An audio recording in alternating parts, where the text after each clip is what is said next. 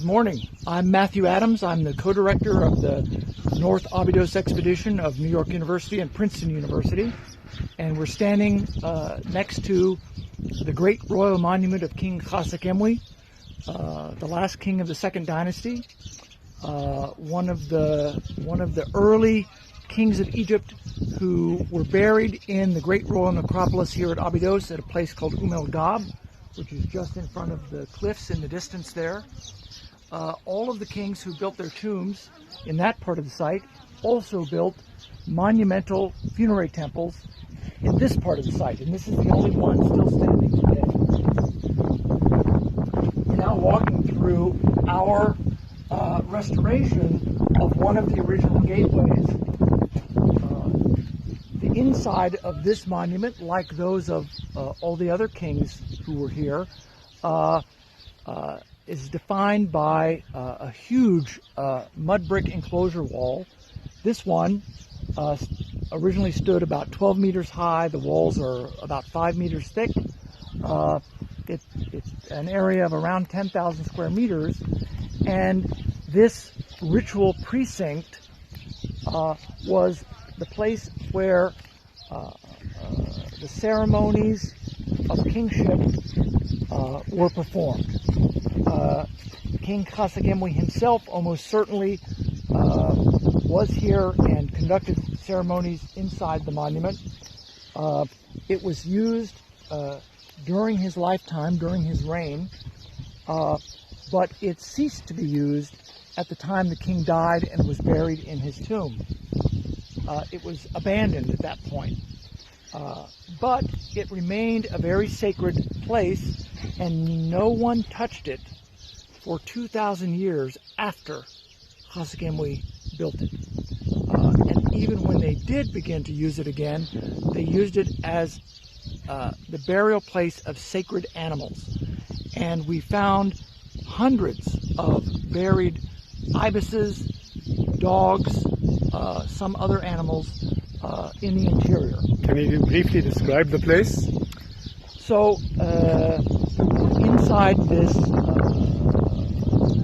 ritual precinct, it's now buried under our feet, but it originally had a mud floor that covered the whole interior.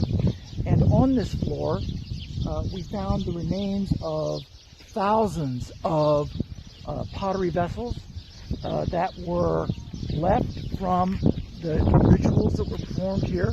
They're the remains of the offerings that were made for the king inside the monument. And the idea is that the king was something more than human. He was something between human beings and the gods. He was both human and a god at the same time. And consequently, he was, like the gods, worthy of receiving offerings. He was a divine figure. And this is the place where that divinity was celebrated. So, and as I can see here, this is your restoration. We can see here, or maybe you should describe it. Well, the monument is made out of tube 11. It's made out of mud bricks, just dried in the sun. They're not baked. So they actually are not so hard. And after almost 5,000 years, the monument had suffered a lot of damage from the elements, from wind and water erosion, from animals, and from human beings. And when we started work here nearly 20 years ago, we found through our studies that if something wasn't done to preserve the monument, a lot of it would be lost in a very short amount of time.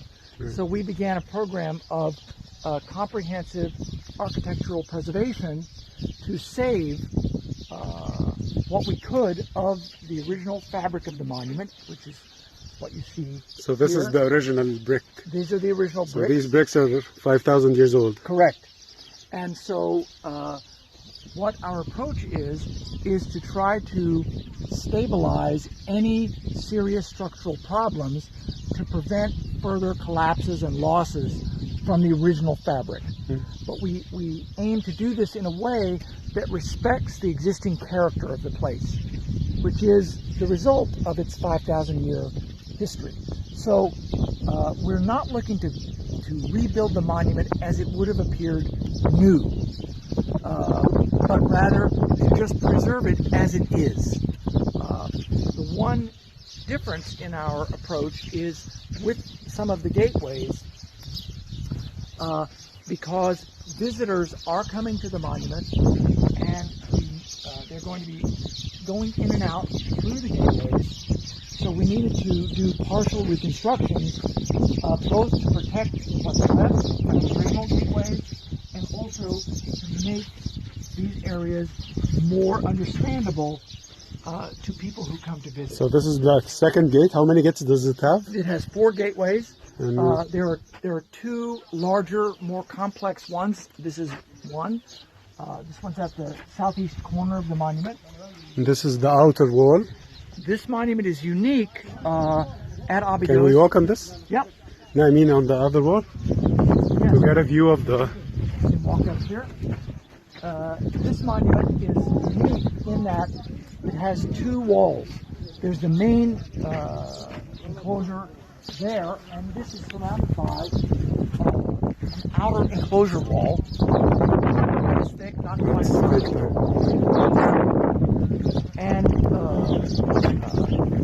all of the earlier royal monuments at the site are lacking this feature. So it's an innovation of Khasekhemwy.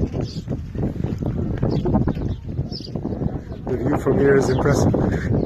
You can see this is the original preserved section of the original facade, and at the base of the wall, in the distance there, you can see bits of the original white plaster that are preserved.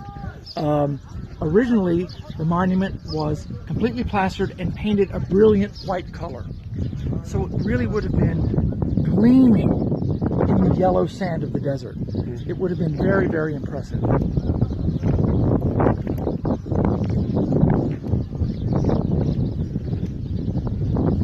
Surrounded by the buried remains of very similar monuments from earlier kings who built monuments like this in this part of the site. But it's the only one to survive as a standing monument in the landscape. It represents Egypt's first royal monumental building tradition. So this is like the first structure which actually then evolved to become pyramids. That's exactly right. This is before the pyramids. Before the pyramids by many centuries, and it represents Egypt's earliest preserved brick royal monument. And it's it's an acceptable condition. I mean, it's good, well preserved. Would you say It's almost miraculous. Thanks to you. It's almost miraculous that it survives at all. Something made of mud bricks, 211, after almost 5,000 years. How can it still be standing? It's amazing. And we're trying to, because it survives, we're trying to give it maybe because it was made of mud bricks, so no one was interested in using it. Or using it to build something else. So this is one of the factors. That's right.